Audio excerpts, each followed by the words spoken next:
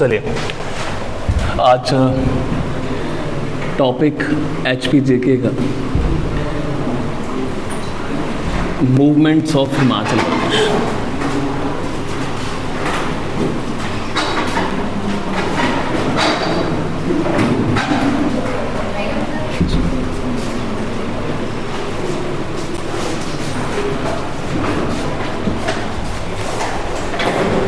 Movements of Himachal प्रदेश।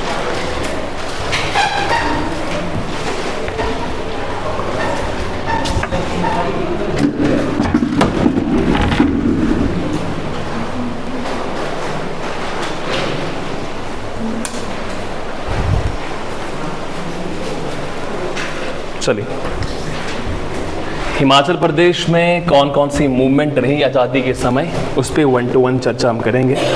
सबसे पहले number 1 initiation is मंडी षड्यंत्र।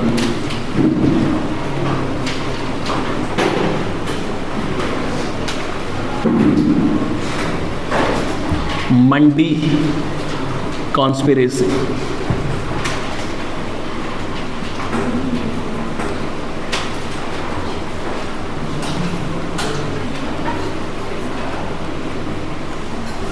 मंडी षड्यंत्र या मंडी कॉन्स्पिरेसी।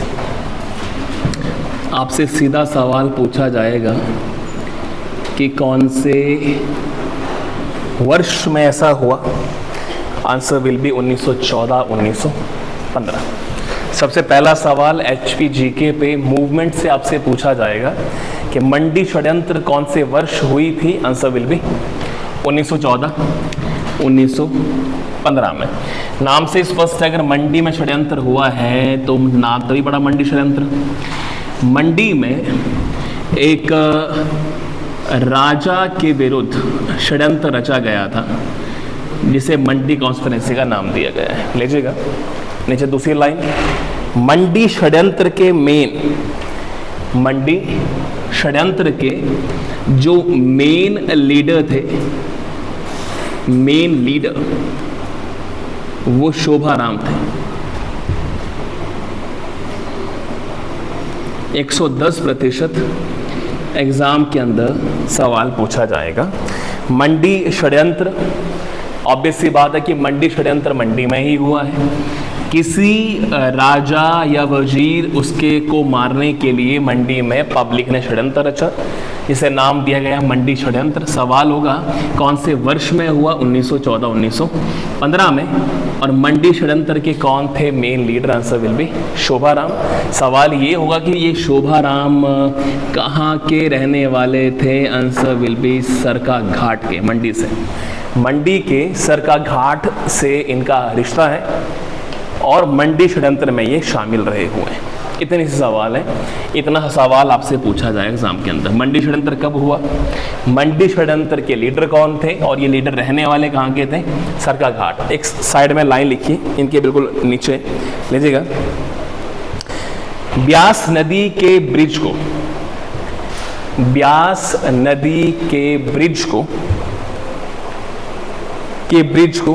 ब्यास नदी के ब्रिज को बम से उड़ाने का षड्यंत्र, बम से या धमाके से उड़ा देने का षड्यंत्र, उड़ा देने का षड्यंत्र मंडी षड्यंत्र कहलाता है। मंडी षड्यंत्र कहलाता है। अगर आप मंडी जाएंगे तो मंडी में बहुत पुराना एक वाइट कलर का ब्रिज है, मंडी बस स्टैंड पहुंचने से पहले लेफ्ट साइड में। अगर आप चंबा को जा रहे हैं तो लेफ्ट में, और मंडी को जा रहे हैं तो राइट में। तो वहाँ पे वाइट कलर उसको किया हुआ है और उसी पुल को जो है धमाके से उड़ाने का षड्यंत्र किया था कुछ लोगों ने। इसमें मेन पर्सनैलिटी कौन थी, शोभाराम, सरका घाट के। नेक्स्ट वी हैव दूसरी कहानी 1930 में। 1914-15 से क्रॉस करेंगे 1930 में। 1930 में एक आंदोलन हुआ, भूमि बंदोबस्त आंदोलन।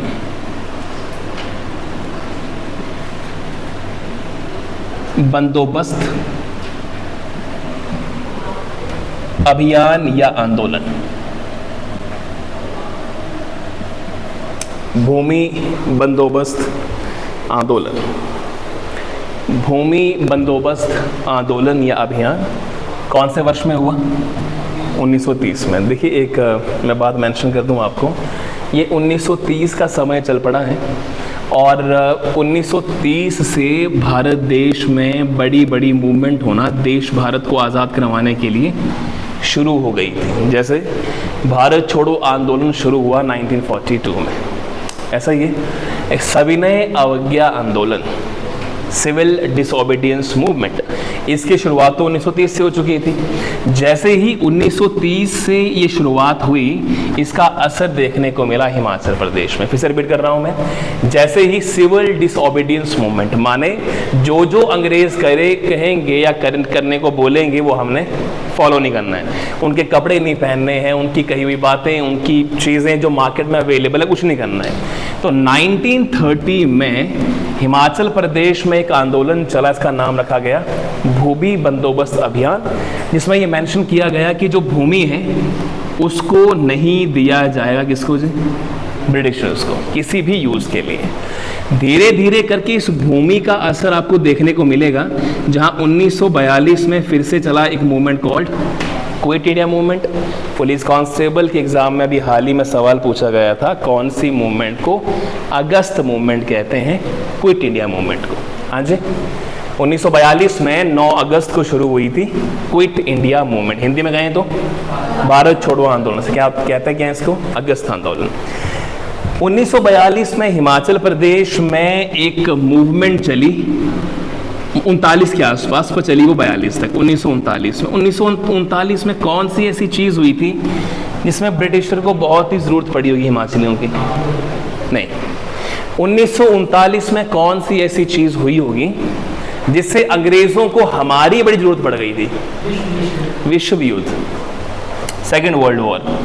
तो अंग्रेज़ों को अब जरूरत पड़ गई थी हमारी, क्या करना है जी? हमें हायर करना है कौन सी आर्मी में? ब्रिटिश आर्मी में। तो भागमल सोठा ने एक कोट दिया, भाई दो ना पाई दो, भाई दो ना पाई, कि अगर अंग्रेज कहते हैं कि 1 रुपया दो तो वो मत दो, और अंग्रेज कहते हैं कि हमें अपना भाई दो, इन सेंस ऑफ हमने आर्म्ड फोर्सेस के अंदर जॉब दिलानी है उसको, तो ना अपना भाई देना है और ना इनको पैसे की एक पाई देनी है। ये सारी की सारी मूवमेंट भाई दो ना पाई दो किसके बाद चली थी? भूमि आंदोलन के बाद। तो आपसे सिंपल सवाल सिर्फ पूछा जाएगा इसको लेके, डेट को लेके, कौन से वर्ष में भूमि बंदोबस्त अभियान चला था? 1930 में। ठीक है, साइड में लिखो, किसी राज्य को ये रिप्रेजेंट नहीं करता, ये पूरे हिमाचल प्रदेश को रिप्रेजेंट करता। लीजिए साइड में, भूमि बंदोबस्त आंदोलन मेनली बिलासपुर को बिलोंग करता है। भूमि बंदोबस्त अभियान मेनली बिलासपुर को रिप्रेजेंट करता है, लेकिन चला ये पूरे हिमाचल प्रदेश में था। भूमि बंदोबस्त अभियान मेनली बिलासपुर को रिप्रेजेंट करता है, लेकिन चला ये पूरे हिमाचल प्रदेश में था। चलें आगे। नेक्स्ट हमारे पास दैट इज इन 1939,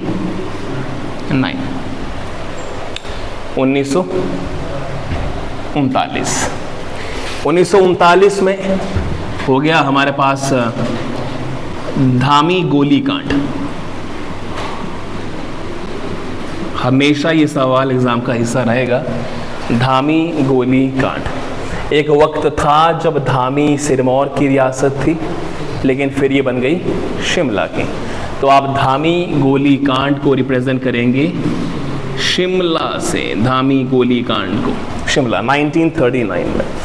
और इसके आगे भागमल सोठा, भागमल सोठा इसके लीडर थे। किसके वाला? धामी गोली कांड। ये अंडरस्टैंड कीजिएगा कि हिमाचल प्रदेश जैसे सॉफ्ट राज्य में पहली बार गोली चलना यहाँ शुरू हुआ था। लिख लीजिए, हिमाचल में पहली बार गोली धामी गोली कांड में चली थी। हिमाचल प्रदेश के आंदोलन में, हिमाचल प्रदेश के आंदोलन में पहली बार गोली चली थी कहाँ जी? हाँ जी, धामी गोली कांड में प्लेस कहाँ पे है? शिमला में। तो जैसे ही धामी गोली कांड हुआ शिमला में, इसके बिल्कुल बाद ही 1939 के दिसंबर में, माने दिसंबर के महीने में, भागमल सोठा ने एक फिर से कोट दे दिया, एंड दैट इज भाई दो ना पाई। भाई दो ना पाई दो, वैसे भाई दो ना पाई दो कहते हैं, बच्चों की केवल फेमस है भाई दो ना पाई। लीजिएगा, लिखना क्या है? 1939 की साइड में, यहां पे 1939 में जब भारत में सिविल डिसओबीडियंस मूवमेंट चली थी, या फिर सविनय अवज्ञा आंदोलन,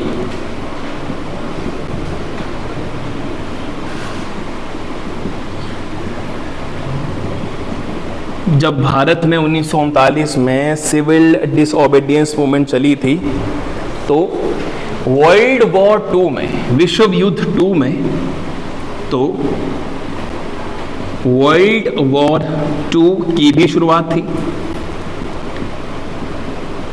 वर्ल्ड वॉर 2 की भी शुरुआत थी। वर्ल्ड वॉर 2 की भी शुरुआत थी, जिसमें अंग्रेजों का साथ ना देने के लिए यह आंदोलन शुरू किया गया था। जिसमें अंग्रेजों का साथ ना देने के लिए, अंग्रेजों का साथ ना देने के लिए इनिशिएशन की गई थी। किसकी जी? भाई दो ना पाई दो की, ऐसा ही है। चलिए आगे चलेंगे हम लोग पझौता आंदोलन पे। पझौता,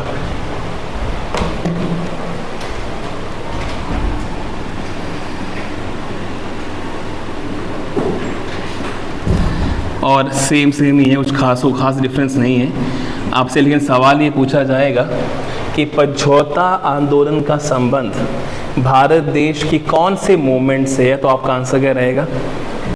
आपका आंसर फिर से सिविल डिसओबीडियंस मूवमेंट या सविनय अवज्ञा। लीजिएगा, पझौता, पझौता, पझौता सिरमौर की एक छोटी सी रियासत, पझौता सिरमौर की एक छोटी सी रियासत, जिसमें अंग्रेजों के विरुद्ध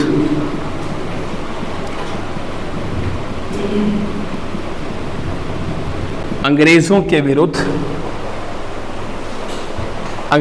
विरुद्ध आंदोलन चलाया गया।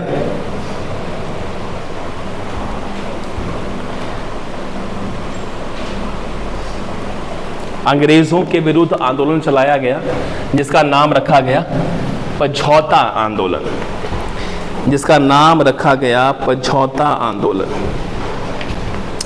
पझौता, पझौता, पझौता, दो चीज। हाँ जी, डेट सेम है 939, 39, सेम ईयर में, 1939 में। अब सवाल यहाँ पे दो चीज़ें निकल के आती हैं 1942 में। अच्छा, पहले मुझे ये बताएं कि भगत सिंह, सुखदेव और राजगुरु को फांसी दी गई कौन से वर्ष? 40 में। और कोई जिसे लगता है कि नहीं मुझे जानकारी है? 1931 में, 23 मार्च को। 1940 तो बहुत 1940 में तो हम बहुत करीब पहुंच चुके थे, वहाँ तो भारतीयों का दबदबा ज़्यादा था, वहाँ मुश्किल था फांसी देना। 1931 में, तो 1931 में जिस समय फांसी दी गई सुखदेव, राजगुरु और भगत सिंह को, उस समय उस फांसी के दौरान एक शख्स ने प्रण लिया था कि वो इंसान जब तक देश आज़ाद नहीं होता तब तक काले कपड़े पहनेगा। फिर रिपीट कर रहा हूँ मैं, डेट ये इंपॉर्टेंट है, बाकी सब जानते हैं। 1931 में जिस समय भारत देश में सुखदेव राजगुरु भगत सिंह को फांसी मिली, उस समय बाबा कांशी राम ने ये शपथ ली थी, बाबा कांशी राम ने ये शपथ ली थी कि जब तक हिमाचल भारत आज़ाद नहीं होता तब तक सिर्फ वो काले कपड़े पहनेंगे। बिकॉज ऑफ रीज़न कि यही थॉट, यही सेंस ऑफ बिलोंगिंग जो है वो महात्मा गांधी की भी थी। हाँ जी, तो महात्मा गांधी भी सेम पर्सनैलिटी थे। महात्मा गांधी ने भी बहुत सारी चीज़ें होने के बावजूद नंगा बन रखा। जिस समय पे Mahatma Gandhi south Africa visit करते थे या ऑस्ट्रेलिया जाते थे या इंग्लैंड जाते थे, पीपल आस्क देम कि भी कपड़े क्यों नहीं पहनते। ही सेड कि जब मेरा देश नंगा घूम रहा तो मैं कैसे कपड़े पहन लूँ। This kind of belief system of Mahatma Gandhi साहब। तो महात्मा गांधी की विचारधारा जो बाबा कांशीराम ने फॉलो करी, क्योंकि नेहरू बहुत प्रिय थे महात्मा गांधी को, तो नेहरू ने हिमाचल प्रदेश की एक मीटिंग में बाबा कांशीराम को पहाड़ी गांधी कह डाला। लीजिएगा, पंडित जवाहरलाल नेहरू साहब ने बाबा कांशीराम को